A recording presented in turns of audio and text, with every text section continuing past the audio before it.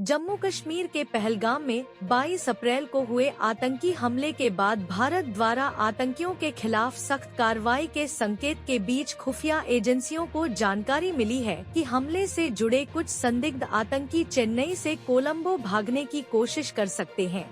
इसी सूचना के आधार पर चेन्नई से श्रीलंकाई एयरलाइंस की फ्लाइट उल 122 को शनिवार को कोलंबो के बंडारनायके अंतर्राष्ट्रीय हवाई अड्डे BIA पर विशेष सुरक्षा जांच के लिए रोका गया। इसके तुरंत बाद दिल्ली से कोलंबो हवाई अड्डे को अलर्ट पर रखा गया। संदेश प्राप्त होने के तुरंत बाद तलाश शुरू कर दी गई। फिर जब विमान कोलंबो में उतरा तो उसे तुरंत एक अलग स्थान पर घेर लिया गया। फिर प्रत्येक यात्री की एक-एक करके जांच की गई। श्रीलंकाई पुलिस के प्रवक्ता ने पुष्टि की कि चेन्नई से उड़ान भरने वाले विमान में 6 संदिग्धों के सवार होने की सूचना भारत से प्राप्त हुई थी।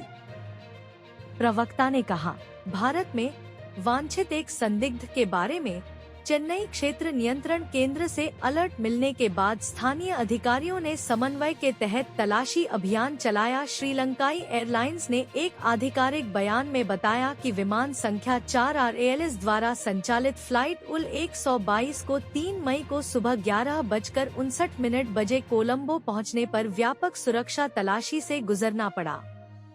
तलाशी के बाद विमान को आगे उड़ान संचालन की अनुमति दे दी गई।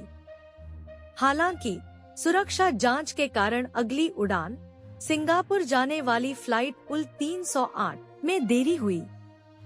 एयरलाइंस ने यात्रियों की सुरक्षा को सर्वोच्च प्राथमिकता बताते हुए सहयोग की अपील की। 22 अप्रैल को पहलगाम के बैसरन क्षेत्र में हुए आतंकी हमले में 26 लोगों की जान गई, जिनमें अधिकतर पर्यटक थे।